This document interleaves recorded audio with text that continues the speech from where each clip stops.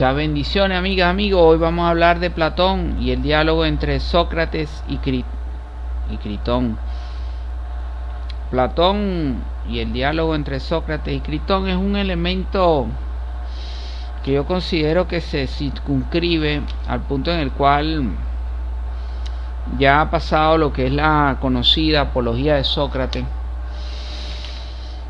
Ya en este punto, sin duda alguna, Sócrates ha tenido la oportunidad de alguna manera demostrarle a su jurado que realmente no había ningún tipo de elementos de convicción en contra de él, y el jurado ha decidido darle una oportunidad que no acepta.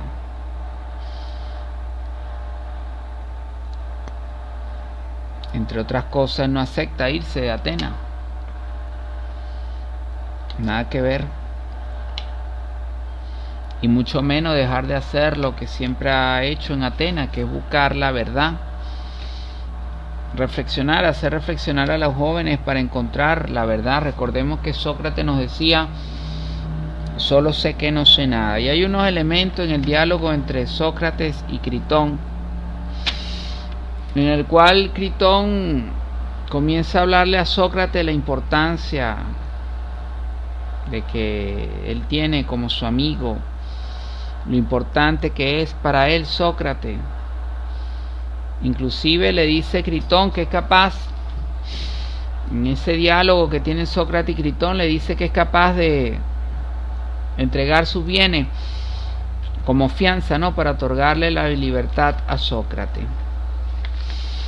Sócrates respecto hace reflexionar a Critón, le da unas reflexiones a Critón en cuanto a hacer el mayor bien. Hoy en día, cuando observamos a Gadamer, cuando comenzamos a leer las enseñanzas de Gadamer, realmente podemos entender que Gadamer, hay una sincronía muy importante entre Platón y el filósofo Gadamer, cual vivió más de 102 años, prácticamente completamente el siglo XX y parte del siglo XXI. Digamos, hay una cierta vinculación importante, porque cuando es entrevistado Gadamer nos habla de la importancia de la moral, de entendernos entre nosotros como un valor moral más allá de los efectos de la lingüística y la diversidad del lenguaje. Entonces Sócrates le deja bien en claro a Critón que la importancia de hacer el mayor bien posible ante todas las cosas. Sócrates discierne en torno a que, bueno, alguien podría decir que es justo responder con mal a quien ha hecho mal, pero le hace reflexionar Sócrates a Critón: ¿sería eso realmente justo? ¿Sería eso realmente correcto?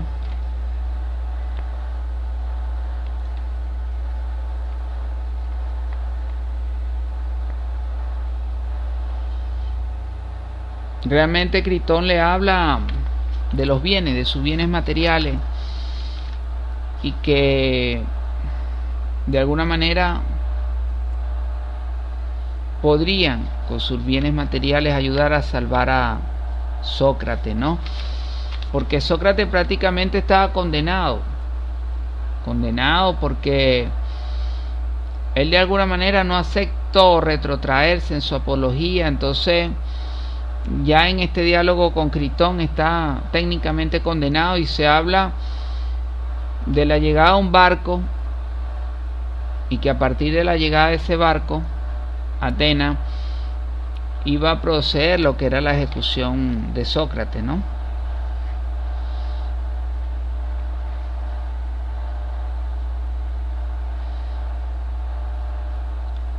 Se habla, entre otras cosas, de salir de Atenas, porque de alguna manera los acusadores entre otras cosas, los acusadores de esto, hay que retrotraernos un poco, ¿no?, a lo que fue la apología de Sócrates. Los acusadores de Sócrates señalaban que él en cierta forma enseñaba cosas a los jóvenes que iban en contra de las leyes, o en cierta forma los pervertía. Entonces, una de las alternativas era salir de Atenas, algo que no tenía para nada contemplado Sócrates. Critón le insiste a Sócrates que se salve en este diálogo, lo invita a salvarse, lo invita a que tiene el poder para salvarse. Al respecto, Sócrates le dice que soñó con una dama vestida de blanco que le invitaba a tierra fértil. Imagínense ustedes. Prácticamente ya había tenido un sueño revelador Sócrates, en el cual la dama, seguramente representando la muerte, lo está invitando a tierra fértil. Y es que recordemos que ellos en su tiempo creían en el Hades, una tierra donde llegaban prácticamente paradisíaca, y allí eran valoradas sus obras terrenales, ¿no? Entonces, por eso Sócrates, entre otras cosas, hacía énfasis en realizar el mayor bien posible, algo que está muy concatenado, sin duda alguna, con las enseñanzas del Maestro Jesús,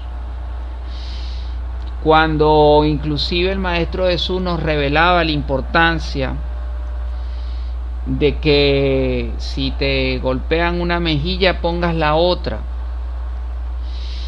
Bueno, ya vemos que también aquellas personas que desean hacer el mayor bien, en cierta forma hay cierta coincidencia, ¿no?, entre el destino que le tocó vivir a Sócrates, tiene cierta relación con el destino que le tocó a vivir al Maestro Jesús, porque el Maestro Jesús, sin duda alguna, también tuvo que soportar un juicio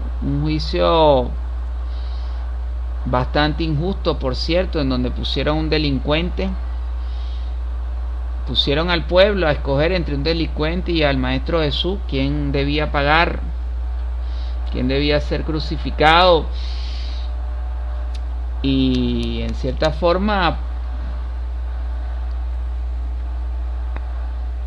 Poncio Pilato se lava las manos con respecto a la crucifixión del Maestro Jesús, pero increíblemente aquellos que habían recibido mayor bien, mayor bendición, las enseñanzas del Maestro Jesús, son los que sabían todo el poder que tenía el Maestro Jesús, el poder para hacer el bien, de transformación, y a pesar de ello comenzaron a gritar que deberían de liberar a Barrabás, algo que ha quedado inclusive reflejado no solamente en películas, sino hasta en canciones de salsa, ¿no? Liberen a Barrabás, imagínense ustedes. Y de esa manera crucifican al Maestro Jesús. Ahora bien, algo que el Maestro Jesús sin duda alguna tenía claro, que era parte de su destino, ¿no?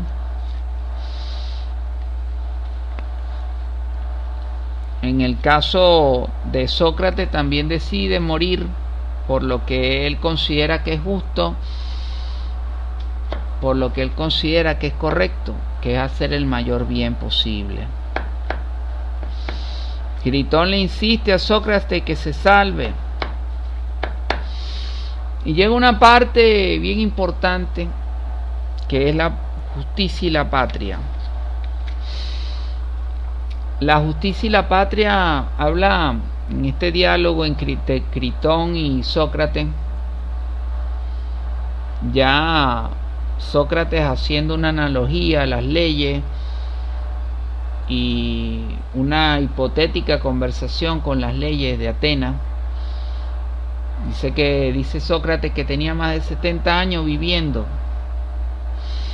en Atenas y que tuvo oportunidad de irse a otra ciudad, jamás lo hizo. Por lo tanto, por lógica simple, no había sido tan malo su estadía, porque aún habiendo tenido oportunidad de irse a otras tierras, jamás lo hizo. Ese es un elemento que destaca Sócrates de Atenas, más bien de valoración a la patria, porque dice Sócrates en este diálogo con Critón que ante todas las cosas, si la patria llama a la lucha por la patria, hay que ir a luchar por la patria. Si la patria te llama a un juicio, hay que atender al juicio, hay que responder al juicio. Ante todas las cosas, parte de la filosofía de Sócrates es responder a las leyes, ser muy serio con respecto a la atención que se le dan a las leyes.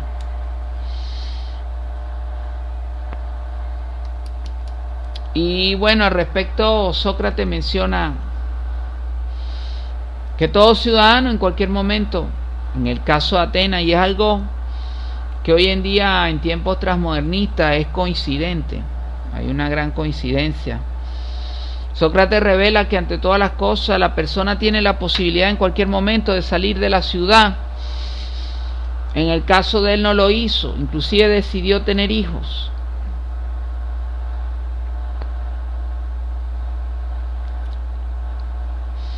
Porque según sus propias palabras, en realidad consideraba la ciudad algo verdaderamente bueno, digno, magnífico. Entonces, que nunca prácticamente se había alejado de la ciudad y menos lo iba a hacer en ese momento de su vida. Sócrates en el diálogo con Critón nos habla de la justicia y la virtud.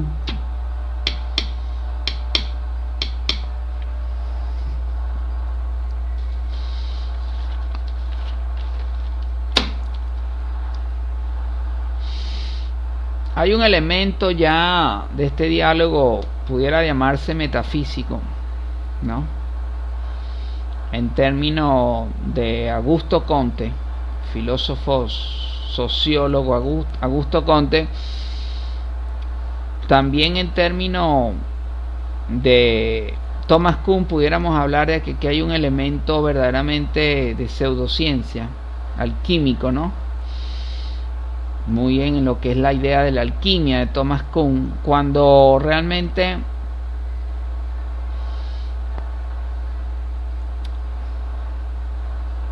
Sócrates empieza a hablar de que las leyes, hace una alusión a que las leyes de Atenas pudieran irlo a buscar al Hades, es decir, que con su muerte no concluía la vida. Estaba hablando en cierta forma ya en términos metafísicos, digamos en términos de proyección del alma. Entonces se iba a reunir seguramente en el Hades con los dioses. Dios Zeus, en este punto hay que hablar nada más y nada menos, Dios Zeus, que al respecto cuando se hace referencia al Dios Zeus,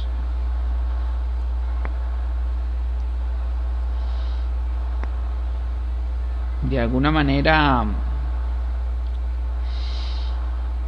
en cierto punto, en cierto momento de su vida, Sócrates llegó a decir que él estaba en la tierra, en cierta forma realizando la labor para cumplirle al dios Zeus. Entonces nos revela Sócrates en el diálogo con Critón de que las leyes lo iban a perseguir hasta allá, hasta el Hades. Entonces, hasta inclusive en el Hades, él iba a tener que rendir cuenta de sus acciones.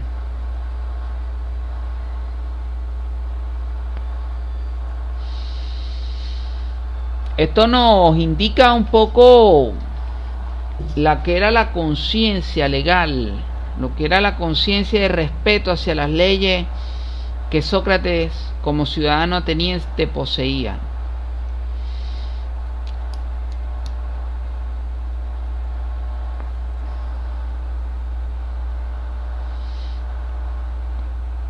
Y desde esta perspectiva, entonces, no existe ningún escape a las leyes. Y no hay duda que, desde esta visión, hacer cumplir las leyes es la virtud para Sócrates. Era la virtud máxima para Sócrates.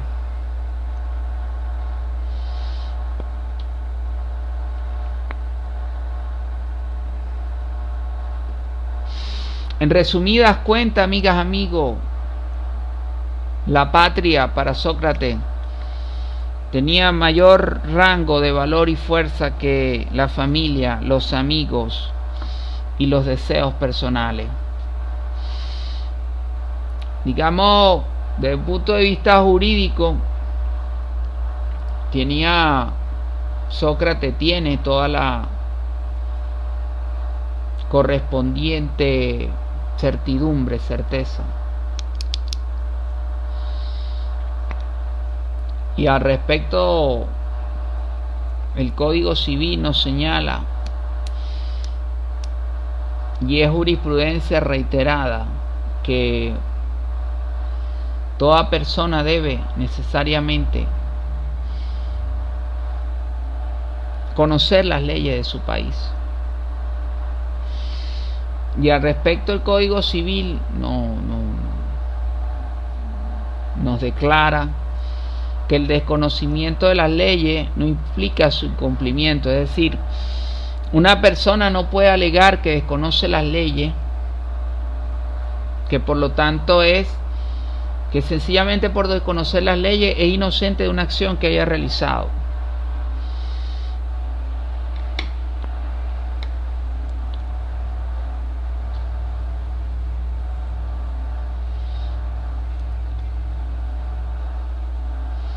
Al respecto, recuerdo unos jóvenes en una universidad, los encontraron unidos de una forma, abrazados, una forma que la autoridad universitaria no lo consideró adecuado, y ellos dijeron que eso no lo conocían. Ellos no sabían que abrazarse y estar juntos no era pertinente en la universidad.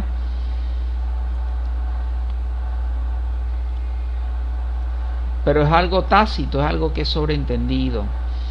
En una universidad y en el medio civil se debe de tener, en el medio público, una actuación bien correspondiente a lo que es la costumbre, sobre todo la normativa jurídica, sobre todo lo concerniente a no realizar actos lascivos. Algo que quizá ellos en medio de su juventud desconocían, pero eso no los eximió de que les llamaran la atención en la universidad, especialmente la autoridad directa que ejercía cierto control sobre ellos. De esta manera, amiga, amigo, es un honor citar a Platón en el diálogo Critón-Sócrates, donde nos invita a realmente entender la importancia que tiene un juicio y, en términos de Karl Popper, pudiéramos decir, el filósofo Karl Popper, que la ciencia avanza en la medida que se aplica la falsación a la ciencia, es decir, en la medida que se logra ir descartando los conocimientos, lo que no es cierto. No hay duda de que, interpretando a Karl Popper y citando a Platón en el diálogo Sócrates-Critón, es necesario hacer referencia a que jamás ni nunca Sócrates falsearía la autoridad y las leyes, y mucho menos un juicio, y sobre todo el resultado de un juicio que fue en su contra, porque realmente, según palabras de Sócrates, no tendría cómo explicárselo a aquellos que se acerquen a él.